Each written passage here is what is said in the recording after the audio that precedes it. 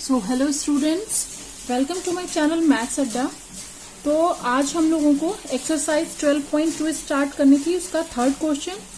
Last video में हम लोगों ने फर्स्ट एंड सेकंड क्वेश्चन को फिनिश कर लिया था, सारे पार्ट उसके।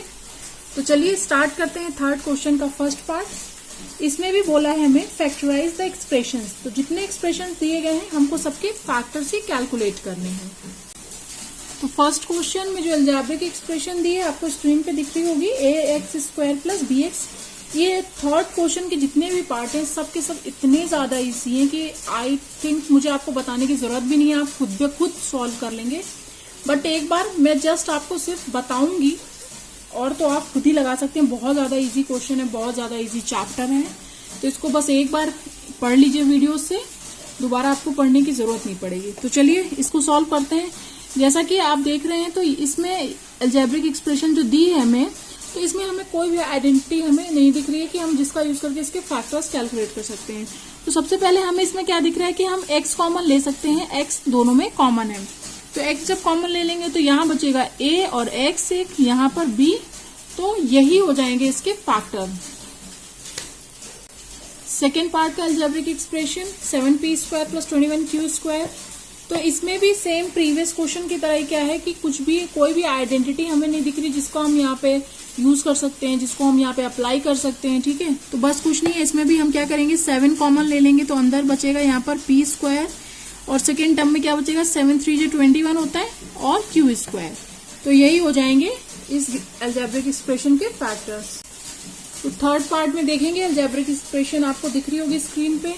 इसमें भी सेम है कि हमें कोई भी आइडेंटिटी अप्लाई करते हुए नहीं दिख रही है, तो इसमें जितना भी जो भी कॉमन हमें मिल रहा है वो हम कॉमन ले लेंगे और वही हमारे क्या हो जाएगा, इस अलजेब्रिक एक्सप्रेशन के फैक्टर्स हो जाएंगे। तो इसमें हमें 2x कॉमन दिख रहा है, 2x कॉमन ले सकते हैं हम, अंदर बचेगा x², सेकेंड टर्म में y², थर्ड टर्म में z²। यही हो जाएंगे इस एक्सप्रेशन के फैक्टर्स। फोर्थ पार्ट में जो है अलजेब्रिक एक्सप्रेशन दी आपको स्क्रीन पे दिख रही होगी। तो इसमें अगर हम देखेंगे तो आइडेंटिटी तो कोई अप्लाई यहाँ भी नहीं हम कर सकते हैं, तो बट हम इसमें ध्यान से देखें तो जैसा कि एग्जाम्पल में ये कॉन्सेप्ट बताते समय मैंने बताया था कि मतलब कि किन्हीं दो टर्म को मिला के, ठीक है, देखना है हमें, कुछ कॉमन ले सकते हैं हम, ठीक है, रीग्रुपिंग टाइप से। तो इसमें फर्स्ट दो टर्म में देखेंगे कि m² कॉमन आ रहा है, तो यहाँ पे हम क्या करते हैं m² कॉमन ले लेंगे तो अंदर बचेगा a + b। अब जो लास्ट टू टर्म्स है उसमें से हमें n² कॉमन मिल रहा है तो अंदर बचेगा a + b, इसमें भी बचेगा। ठीक है, तो अब दोनों में से a + b कॉमन आ जाएगा और m² + n² बचेगा। तो ये हो जाएंगे गिवन अलजेब्रिक एक्सप्रेशन के फैक्टर्स। तो फिफ्थ पार्ट आपको स्क्रीन पे दिख रहा होगा थर्ड क्वेश्चन का। इसमें भी आप देखेंगे तो आइडेंटिटी ऐसा कोई हमें दिख नहीं रही है, तो बस हम वही कॉमन लेंगे और हमारे फैक्टर्स निकल आएंगे। ठीक है ना, तो इसमें फर्स्ट टू टर्म में देखेंगे कि l कॉमन है तो l कॉमन ले लेते हैं, तो अंदर बचेगा m + 1। ठीक है, इन दोनों में से हम क्या कॉमन लेंगे, जैसा कि मैंने प्रीवियस वीडियो में बताया है कि 1 हम सबका फैक्टर होता है बट हम हर जगह पर लिखते नहीं है, बट यहाँ पर हमें 1 की जरूरत है फैक्टर लिखने की। तो यहाँ से हम ये m × 1 हो जाएगा, ये 1 × 1 कॉमन ले लेंगे तो यहाँ पर अंदर m + 1 बचेगा। ठीक है, तो अब देख रहे होंगे कि m + 1 दोनों में कॉमन है, m + 1 को ले लेंगे कॉमन, फिर यहाँ पे बच जाएगा l प्लस के बाद यहाँ बच जाएगा 1। तो इस गिवन अलजेब्रिक एक्सप्रेशन के फैक्टर्स क्या हो जाएंगे, m + 1 l + 1। सो स्टार्ट करते हैं सिक्स पार्ट को। इसमें भी कोई भी आइडेंटिटी नहीं है, बस आप अगर इस एक्सप्रेशन को ध्यान से देखेंगे तो y + z दोनों में हमें कॉमन दिख रहा है, तो यहाँ पर हम y + z कॉमन ले लेंगे और फिर क्या बच जाएगा, इस फर्स्ट वाले टर्म में y, फिर प्लस के बाद क्या बचेगा 9। तो यही हो जाएंगे हमारे इसके फैक्टर्स। 7 पार्ट देखेंगे, इसमें भी कोई आइडेंटिटी का एप्लीकेशन हम नहीं कर सकते हैं। तो देखेंगे फर्स्ट 2 पार्ट में जो हमें कॉमन दिख रहा है, ठीक है ना, आपको ऑटोमेटिक जब आप ज्यादा क्वेश्चन करोगे, नंबर ऑफ क्वेश्चन सॉल्व करोगे, तो आपको ऑटोमेटिक समझ में आ जाएगा कि आपको इस अलजेब्रिक एक्सप्रेशन में क्या करना है। देखते ही आपके माइंड में आएगा कि हाँ हमें ये करना है, कोई भी आइडेंटिटी अप्लाई नहीं हुई, अब हमें ये करना है। ठीक है ना, आप कई बार क्या है रीग्रुपिंग करके, मैं एक वे बताऊंगी आपको, आप दूसरे वे से उसको सॉल्व कर लोगे, दूसरा रीग्रुप करके आप सॉल्व कर लोगे। ठीक है, तो आप ज्यादा से ज्यादा प्रैक्टिस करिए, ऑटोमेटिक आप देखते ही आपको समझ में आएगा कि आपको करना क्या है। तो इसमें हम क्या करते हैं, फर्स्ट 2 पार्ट में 5 कॉमन हमें मिल रहा है, फिर अंदर क्या बचेगा y - 4, फिर नेक्स्ट में हम कॉमन लेंगे 2 कॉमन ले लेते हैं, 2 और z कॉमन आ जाएगा हमारा, ठीक है। तो यहाँ पे 2z कॉमन ले लेते हैं। तो हम यहाँ पर देख रहे हैं y-4 है, यहाँ भी y-4 आएगा, इसलिए हम y वाले टर्म को पहले लिख देंगे, ठीक है ना। कंफ्यूज मत होइएगा कि यहाँ तो जब 2z कॉमन ले ले तो 4 पहले आना चाहिए, 4 भी आ जाएगा, हम उसको घुमा के बस लिख दे रहे हैं, होगा वही। y वाले को पहले लिख दे रहे हैं 2z कॉमन लेके, और फिर इसमें क्या बचेगा, -4 बचेगा। तो अब यहाँ पर क्या है, y-4 हमारा कॉमन आ जाएगा, और सेकेंड में क्या, जो अगर हम y-4 कॉमन ले लेंगे तो 5y + 2z बचेगा। तो ये हो गए हमारे फैक्टर्स। सो स्टार्ट करते हैं 8 पार्ट को। इसमें भी कोई आइडेंटिटी का एप्लीकेशन हम नहीं कर सकते हैं। तो क्या करेंगे, देखेंगे पहले 2 टर्म में जो कॉमन आ रहा है वो ले लेंगे, तो आगे हमें खुद ही पता चल जाएगा क्या होने वाला है। तो 2a कॉमन ले लेते हैं, 2a ही कॉमन मिलेगा, फिर पहले वाले टर्म में बच जाएगा 5b, दूसरे में 2। फिर यहाँ पे हम कुछ कॉमन हमको नहीं दिख रहा है, क्या कॉमन आएगा यहाँ पर, 1। अब आपको समझ में आ जाना चाहिए कि 1 कैसे कॉमन आया, मैं कई बार आपको प्रीवियस वीडियो में और इस वीडियो में भी बता चुकी हूँ, ठीक है। अब देख रहे हैं कि 5b + 2 दोनों में कॉमन आ गया ना। तो अब बचेगा क्या, 2a और +1 सेकेंड टर्म में। तो यही हो जाएंगे हमारे फैक्टर्स गिवन अलजेब्रिक एक्सप्रेशन के। ओके, सो स्टार्ट करते हैं 9th क्वेश्चन। क्वेश्चन आपको स्क्रीन पे दिख रहा होगा। इसमें भी कोई आइडेंटिटी हमें काम नहीं आने वाली है, कॉमन लेना है सिर्फ। तो फर्स्ट 2 टर्म में कॉमन ले लेंगे 2y, तो क्या बचेगा अंदर 3x - 2, और फिर सेकेंड टर्म में हम कॉमन ले लेंगे -3, ठीक है। -3 कॉमन ले रहे हैं, क्यों ले रहे हैं अभी आपको बताती हूँ। तो -3 जब कॉमन ले लेंगे तो यहाँ पर क्या बचेगा, अब इसमें भी मैं टर्म्स को घुमा रही हूँ, या फिर आप बोलिए तो मैं इस तरह करके आप 2 स्टेप में लिख दोगे फिर, ठीक है। अगर पहले टर्म में ये लिखा है, पहली लाइन में ये लिख देंगे हम डायरेक्ट, जैसे मान लीजिए -3 कॉमन ले लेंगे तो यहाँ बचेगा -2 पहले वाले टर्म में। तो मैं वही लिख के आपको दिखा देती हूँ, -2 प्लस यहाँ पे माइनस भी कॉमन लिया है ना, तो इसमें माइनस आ जाएगा पहले टर्म में, और सेकेंड टर्म में प्लस आ जाएगा, क्योंकि ब्रैकेट खोलेंगे तो आपको फिर यही मिलेगा पूरा एक्सप्रेशन। तो दूसरे टर्म में क्या आ जाएगा, प्लस का 3x। तो आप देख रहे हैं कि यहाँ पे क्या है, 3x - 2 है ना, तो उसको हमको बाद में लिखना ही पड़ेगा। या तो आप एक ही स्टेप में कर दो, या फिर आप 2 स्टेप लिखो। तो 3x - 2 हम लिख देंगे। तो अब दिख रहा है आपको कि 3x - 2 हमारा कॉमन आ रहा है, तो उसको ले लेंगे, और फिर बचेगा क्या, 2y यहाँ पर, और माइनस के बाद 3। तो ये हो गए हमारे गिवन अलजेब्रिक एक्सप्रेशन के फैक्टर्स। तो यहीं पे 3rd क्वेश्चन खत्म होता है, ठीक है ना। देखा होगा आपने कितने मतलब कि इजी क्वेश्चन, मतलब बच्चों वाले क्वेश्चन दे रखे हैं। तो प्लीज आप ज्यादा से ज्यादा प्रैक्टिस करिए, और एक ही बार में आपका ये चैप्टर तैयार होने वाला है। तो स्टार्ट करते हैं 4th क्वेश्चन, ठीक है। इसमें आपको फर्स्ट पार्ट में दिख रहा होगा, अलजेब्रिक एक्सप्रेशन दिख रही होगी, a⁴ - b⁴ तो इसको तो आपको देखते ही समझ में आया होगा कि यहाँ पे हम क्या कर सकते हैं, आइडेंटिटी जो 3 हमने पढ़ी थी उसको हम अप्लाई कर सकते हैं। अब एक बार और बता देती हूँ आपको, आइडेंटिटी 3 क्या थी हमारी, साइड में लिख भी देती हूँ ऊपर। आइडेंटिटी 3 हमारी थी a² - b² को हम क्या, इसके फैक्टर्स क्या होंगे अगर ये हमारी इक्वेशन बन रही है, इक्वेशन एक्सप्रेशन, ठीक है। तो ये क्या हो जाएगा, a + b और a - b, ठीक है। वही ये आइडेंटिटी नंबर 3 हमने पढ़ी थी, और इसी का यूज हम यहाँ पर करने वाले हैं। लेकिन यहाँ पे क्या है, a⁴ है, तो इसको हम कैसे लिख सकते हैं, a² का स्क्वायर और b² का स्क्वायर। तो अब यहाँ पर हम इसको लिख देंगे a² - b² जो हो जाएगा, ठीक है। फिर a² + b²। अब हम देखेंगे कि a² b² को तो हम फर्दर रिड्यूस नहीं कर सकते, बट इसको आप देख रहे होंगे ऊपर की आइडेंटिटी से हम फिर फर्दर रिड्यूस कर सकते हैं। इसको क्या लिख सकते हैं, a² - b² को a - b a + b, ठीक है। अब हम इसके बाद इसको कहीं नहीं रिड्यूस कर सकते हैं। तो ये हो गए हमारे फैक्टर्स गिवन अलजेब्रिक एक्सप्रेशन के। तो स्टार्ट करते हैं सेकेंड पार्ट को। इसमें आपको दिख रहा है 4⁵ - 81। तो p की पावर हमारी क्या है, 4 दी हुई है। तो ये 81 को मतलब हम कैसे लिखें कि ये समथिंग किसी भी नंबर की पावर 4 आ जाए। तो ये क्या होता है, 3 की पावर 4 हम इसको लिख सकते हैं। तो चलिए इसको 3 की पावर 4, क्योंकि 3 को 4 बार मल्टीप्लाई करेंगे तो क्या आएगा, 81 ही आएगा, ठीक है। तो ये हमने लिख दिया इसको। अब ये हम इसमें भी हम यही आइडेंटिटी नंबर 3 यूज करेंगे। तो इसको लिख सकते हैं हम p² का स्क्वायर और 3² का स्क्वायर। अब हम इसको लिख देंगे a + b और a - b में लिखा जाएगा, लेकिन यहाँ पे a की जगह पे p², b की जगह पे 3² है, तो p² - 3² और p² + 3²। तो p² + 3² को हम फर्दर रिड्यूस नहीं कर सकते हैं, बट p² - 3² को फिर ये 3rd आइडेंटिटी यूज करके हम लिख सकते हैं, p माइनस 3 p प्लस 3, ठीक है। और अब इसके बाद हम इसको रिड्यूस नहीं कर सकते हैं, तो यही हो जाएंगे हमारे फैक्टर्स गिवन अलजेब्रिक एक्सप्रेशन के। तो स्टार्ट करते हैं थर्ड पार्ट को। मुझे लग रहा है इसके सारे क्वेश्चन फोर्थ के आइडेंटिटी 3 यूज करके ही हमें सॉल्व करना है। इसमें भी हम उसी का यूज करेंगे। इसको लिख सकते हैं एक्स स्क्वायर का square minus Y plus Z का होल स्क्वायर का स्क्वायर। अब हम इसमें आइडेंटिटी 3 यूज करके इसके फैक्टर्स लिख देंगे। तो x square minus Y plus Z का होल स्क्वायर और x square plus y plus Z का होल स्क्वायर, ठीक है। अब इसको तो हम फर्दर रिड्यूस नहीं कर सकते, जो सेकंड पार्ट हम लिखा। फर्स्ट पार्ट को अभी हम और लिख सकते हैं, क्या, क्योंकि ये यहां भी थर्ड आइडेंटिटी यूज करेंगे। एक्स स्क्वायर है माइनस वाई प्लस जेड का होल स्क्वायर है, तो x minus Y plus z, ठीक है, और फिर x plus y plus z, ठीक है। और फिर यहां पर ये एज इट इज रहेगा, x square plus y plus Z का होल स्क्वायर, ठीक है।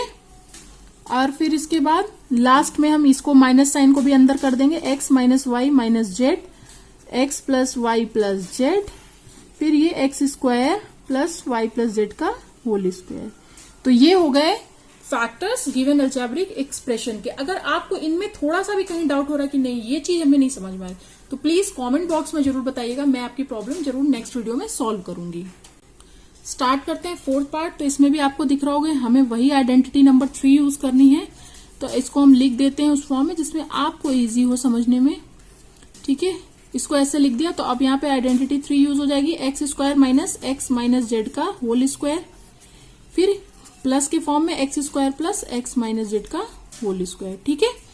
तो अब हम इसको फर्दर आइडेंटिटी 3 यूज करके इसके फैक्टर्स लिखेंगे। क्या आएंगे फैक्टर्स, एक्स माइनस जेड, ठीक है। फिर सेकेंड आएगा x plus x minus Z. और इसमें भी हम क्या करेंगे, इस ब्रैकेट को ओपन करेंगे। क्यों ओपन करेंगे, क्योंकि यहां पर भी एक्स है, यहां पर भी एक्स है। ये कैंसिल भी हो सकता है या फिर एड ऑन भी हो सकता है। तो ये फर्दर रिड्यूस ना कर मतलब हमें फैक्टर्स क्या किस फॉर्म में लिखने होते हैं कि उसके बाद वो फर्दर रिड्यूस ना हो। तो अगर हम इसको नहीं ओपन करेंगे तो हम इसको फर्दर रिड्यूस कर सकते हैं, तो वो उसके फैक्टर्स नहीं होंगे। तो हमें इसे ओपन करना ही होगा। ये आपको बात ध्यान देनी है। और ये सब क्या है, आपको प्रैक्टिस से आएगा, ठीक है। तो इसको ओपन करते हैं। तो एक्स ए माइनस बी का होल स्क्वायर है, तो x square minus 2 x Z और प्लस जेड का स्क्वायर, यही होगा, ठीक है। और यहाँ पर क्या करते हैं, ब्रैकेट खोल देते हैं। ये ब्रैकेट के अंदर माइनस साइन ले जाएगा, तो माइनस एक्स और प्लस जेड हो जाएगा। यहाँ पर 2x माइनस जेड हो जाएगा, एक्स ऐड हो जाएगा। और यहाँ पर क्या हो जाएगा, 2x स्क्वायर हो गया ना, minus 2x Z plus Z का स्क्वायर। और आप देखेंगे यहाँ पर x कैंसिल भी हो गया, क्योंकि एक प्लस का था और एक माइनस का था। तो यहाँ क्या आ गया, z बचेगा। फिर यहाँ पर बचा 2x माइनस जेड, और ये हमारा क्या बचा, 2x square minus 2x Z plus Z square. तो अब ये फर्दर रिड्यूस नहीं हो सकते हैं। तो ये हमारे फाइनल फैक्टर्स हो गए गिवन अलजेब्रिक एक्सप्रेशन के। तो स्टार्ट करते हैं फिफ्थ पार्ट को। अलजेब्रिक एक्सप्रेशन आपको दिख रही होगी स्क्रीन पे। तो आप अगर इसको ध्यान से देखें तो दिख रहा होगा a की power 4 minus 2a square b square plus b की पावर 4, ठीक है। तो ये अगर यहाँ पे स्क्वायर होता कि a square minus 2ab plus b square, तो ये क्या था, a माइनस b का होल स्क्वायर का एक्सपेंशन था, ठीक है। तो यहाँ पर क्या है, बस उसकी जगह पे ए स्क्वायर का स्क्वायर, ठीक है। इसको लिख देती हूँ एक लाइन में जिसमें आपको समझने में दिक्कत ना हो, ठीक है। 2ab a square b square plus b square का होल स्क्वायर। तो अब आपको दिख रहा होगा ये a माइनस बी का होल स्क्वायर बन गया है। बस ये है कि a की जगह पे क्या है, a स्क्वायर है, b की जगह b स्क्वायर है, ठीक है ना। तो इसको हम क्या लिखेंगे, a square minus b square का होल स्क्वायर, ठीक है। अब आपको दिख रहा होगा, तो यहाँ पे हमने कौन सी आइडेंटिटी यूज करी, आइडेंटिटी क्या बोलेंगे कि हमने फॉर्मूला यूज किया, ठीक है ना। कौन सा आइडेंटिटी या फॉर्मूला यूज किया, सेकेंड आइडेंटिटी थी ये हमारी। तो यहाँ पे हमने सेकेंड आइडेंटिटी यूज की। बट अब हम इसको देखेंगे तो हमें दिख रहा है कि हम इसमें आइडेंटिटी थर्ड का यहाँ पे फिर से यूज कर सकते हैं, क्योंकि ए स्क्वायर माइनस बी स्क्वायर है। तो इसको हम लिखेंगे क्या, ए माइनस बी ए प्लस बी, ठीक है। तो ये हो गया। अब हम इसको क्या करेंगे, स्क्वायर को अंदर ला देंगे, हर ब्रैकेट में इंडिविजुअल लगा देंगे। तो a माइनस बी का whole square, a plus b का होल स्क्वायर। अब हम इसको फर्दर रिड्यूस नहीं कर सकते। तो ये हो गए हमारे फाइनल फैक्टर्स, ठीक है। स्टार्ट करते हैं फिफ्थ क्वेश्चन को। इसमें भी factorise the following expression, factorise ही करना है हमको। तो फर्स्ट पार्ट आपको स्क्रीन पे दिख रहा होगा। तो ये अगर आप ध्यान से देखोगे तो जो आइडेंटिटी नंबर 4 मैंने बताई थी, अलग से टॉपिक समझाया था, उससे अब ये सब सॉल्व होंगे। ठीक है, सारे के सारे क्वेश्चन मुझे दिख रहे हैं बुक में, किस 3 पार्ट में है, तीनों पार्ट उसी आइडेंटिटी नंबर 4 से सॉल्व हम करेंगे। ठीक है, इसमें एक वेरिएबल है, पहले ही आपको दिख गया है। ठीक है, तो समझ जाना चाहिए कि इसमें फोर्थ आइडेंटिटी लग सकती है। तो फोर्थ आइडेंटिटी यूज करके भी आप लगा सकते हो, या फिर जब आप प्रैक्टिस करोगे तो आप इसे डायरेक्ट भी सॉल्व कर सकते हो। कैसे? जैसा कि मैंने एग्जांपल्स में आपको बताया भी था कि ऐसा मतलब कि आपको फैक्टर्स 8 के ढूंढने हैं जिसका मल्टीप्लीकेशन तो ऑब्वियस है कि फैक्टर्स होंगे 8 के, तो 8 ही आएगा।